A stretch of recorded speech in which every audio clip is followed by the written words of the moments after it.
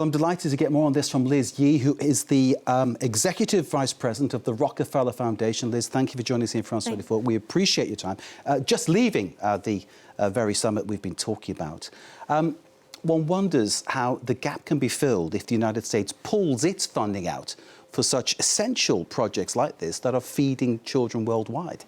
Well, Mark, thanks again for having me here. It's great to be with you, and it's great to be able to actually talk about something that we can do together as a planet. And you're right, philanthropy has been asked to do many different things in this moment. The needs are very great. One of the things that we are excited about in particular is our $100 million commitment to school meals, which is built on top of an existing $120 million to nutrition, because we are a foundation focused on climate and making sure that we protect and elevate the underserved.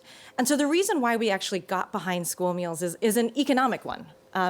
Government procurement, school meals is 70% of government procurement. So there's a real chance to both change a food system, but also make sure that it delivers for people. And the World Food Program showed us that for every dollar we invest in school meals, you can get somewhere between 7 and 35 times your money of investment and returns, and socioeconomic returns. And so when we think about where do we put our money to be catalytic, it's in solutions like that that can help people, that can help livelihoods, that can help planet. That is, as you say, smart use of the money.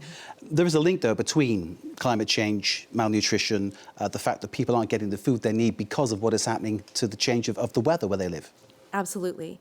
And one of the things that we are wrestling with, and think the reason why we have to continue to invest in kids and nutrition in particular, is that if we don't do something, 950 million more people will slide into extreme hunger by 2030. And so as a foundation that's focused on the well-being of humanity, we have to address the current moment and make sure that we elevate those who aren't at the table, who weren't there today, and make sure that they have the same opportunities you and I do. You're giving $100 million to this project, which yes. is an enormous amount of money to find in your own pocket. However, when you think about the scale of what we're talking about here, it can only go so far. Yes, that's exactly right. I mean, given how many kids actually rely on school meals every day and the 73 million who actually need them that don't get it, $100 million is a drop in the bucket. But what we hope to do with the $100 million is to catalyze is to help support 100 million students actually get access to good food. And what we heard today is philanthropy is actually putting $1.5 billion against nutrition.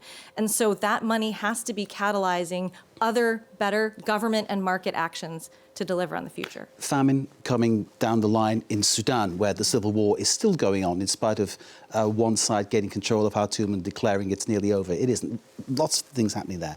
In our report, we highlighted the situation in Yemen, where many children are suffering from malnutrition. It's a horrible situation. But if I understand it correctly, it's not just poor countries and countries at conflict that are suffering. There is a nutrition issue across even well-off countries. Absolutely.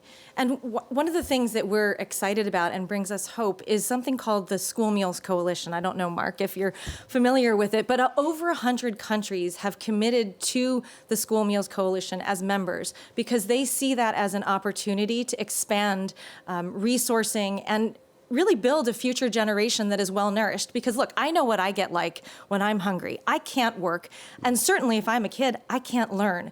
And so that actually, if we invest in kids early on, we can build a strong workforce, we can give people access to economic opportunity in a way that people deserve.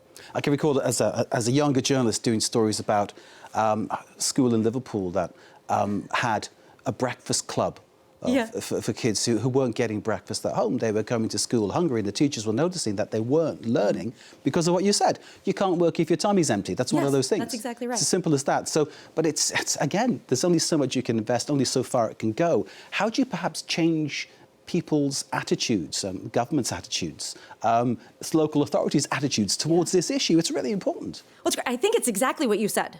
You know your school meal, you remember it, you remember what it did for you. And so it's something that we can collectively relate to. It is bipartisan, it is not polarizing, because we all know what it did for us. One of the things that we've seen, for example, is in Brazil. They've committed they've made a commitment that 30% of their food sourcing for schools has to be local.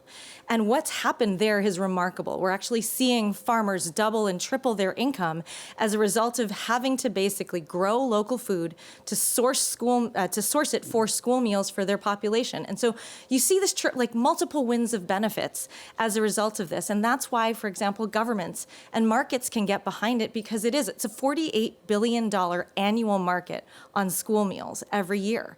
So there's a lot of private sector, public sector economic opportunity that underlies the rationale for putting money against this. And all that is a massive investment, of Absolutely. course, in the future of not just our children, but of course the country. Because if you're not investing in the children, you can't grow the future of the country. Absolutely. And especially when you've got so many in Africa, most of the population is below the age of 25.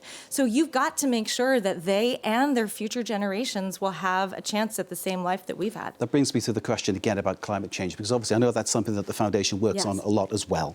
How do you put those two things together to improve things? Because clearly, yes, there is this issue about helping farmers to grow their own food, to feed local communities, to create these nutrition possibilities for everybody concerned. But if the climate is against you, it is really an uphill battle, isn't it?